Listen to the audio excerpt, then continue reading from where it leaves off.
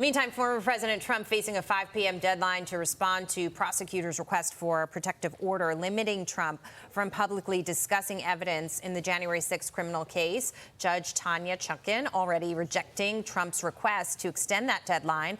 Former president announcing on Truth Social that he'll also be requesting for the judge to be removed from that case and for the trial to be moved from Washington, D.C. West Virginia Attorney General Patrick Morrisey joined Maria on Sunday Morning Futures yesterday to discuss if the trial could happen in his state. Watch this.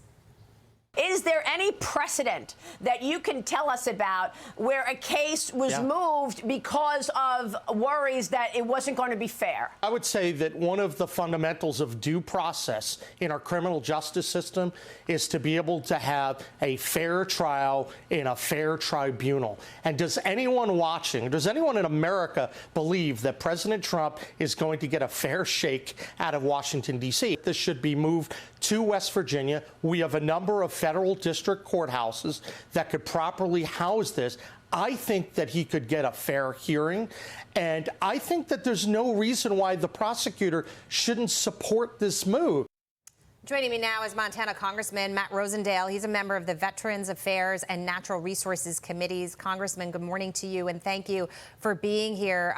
Your reaction to this, I mean, what the AG was pointing out there was the prosecutor shouldn't be scared of a change in venue if he's got a strong case.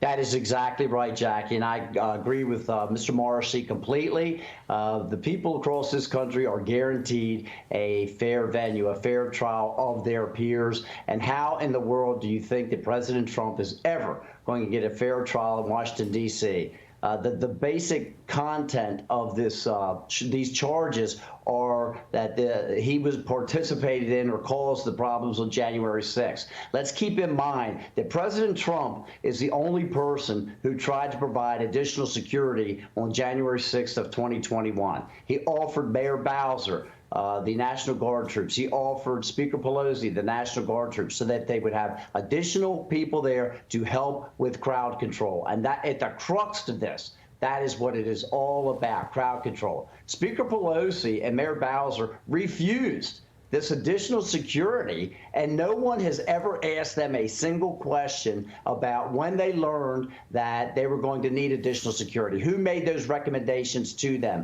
Why was it that they refused to have the additional security in place? We know that 96% of the population in Washington, D.C. has voted for Democrats. Why in the world would anyone ever think that Republicans, certainly the former president of the United States, Trump, is going to be able to receive a fair trial in Washington, D.C. And the entire prosecutorial staff is biased and has demonstrated that.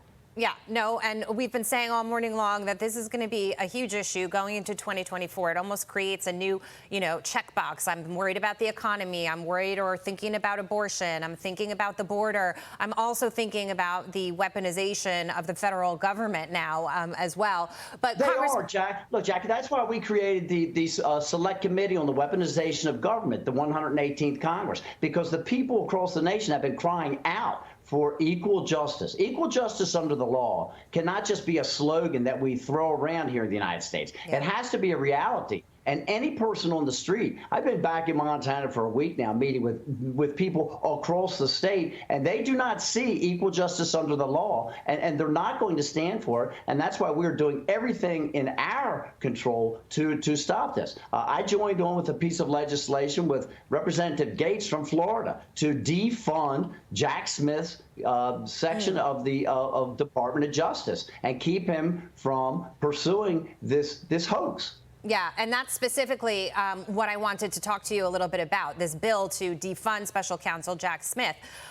This is the second federal case that he's bringing against Donald Trump. So many people question the timing of this. Every time something comes out about Hunter Biden and Joe Biden and the business dealings and the influence peddling, all of a sudden the DOJ goes after Donald Trump. And they're sitting on, the DOJ isn't, but the Georgia case could potentially be coming down too. It almost feels like they're waiting for something else to happen. with regard to the Hunter situation. Sir, your thoughts on how this is all playing out? Because when it comes to the January 6th case, the president is saying, you know, instead of wasting so much time and putting on hearings on Capitol Hill, why didn't you just bring these charges then? Yeah, and that is exactly right, Jackie. And we have seen the attorneys this weekend laid this all out much more concisely and clearly than I can in the short time that I have here. But we know that every time that Congress has uncovered yet another problem with the dealings that Joe Biden has had with China or that Hunter Biden has had with Ukraine or Russia, that miraculously there's another charge that is brought up against Donald Trump. So at the same time that we have President Trump being charged with all these things, we see clear information that, again, anyone on the street can look at and say, there's a major problem here with millions of dollars that are being received by President Biden and or members of his family, and nothing is being done about it. So those of us in Congress are doing whatever we can. We don't charge, we don't prosecute. It's our job to uncover, it's to provide oversight, but it's also to defund the sections of government that are not functioning properly. Congressman, can I ask you a little bit about energy as well? Because Secretary Jennifer Granholm secretly speaking with the Chinese government, their top energy official, multiple times. And this is just days before the Biden administration announced that it was tapping our SPR, Strategic Petroleum Reserve.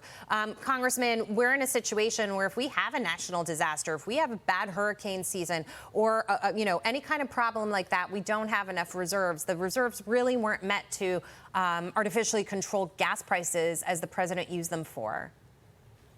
Correct. So it's very troubling to see that the Secretary of Energy, Granholm, was under the guise of climate change and ESG, that she wanted to meet with China to see if they couldn't come to some kind of terms and agreements to equally address this. And most of the time, what I have seen is that the individuals who go out and talk about climate change and environmental social governance programs basically are profiteers. They're trying to use keywords in order to help fund operations that they are trying to do themselves. We've seen it time and time again. And Secretary Granholm has reduced now our strategic petroleum reserve by about 43%. We are below 350 million barrels of strategic petroleum reserve, and that is a problem. She says we should be more like China. Why? To build one coal-fired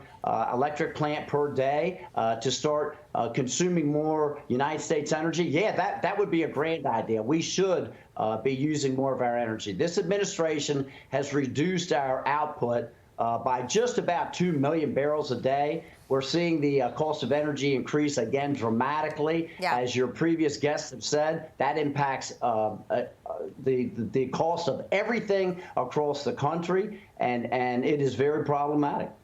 China's profiting from all of this green energy stuff, Congressman, and Americans are paying for it. Congressman Matt Rosendale, thank you so much. Thanks for being here. Thanks for having me on, Jackie.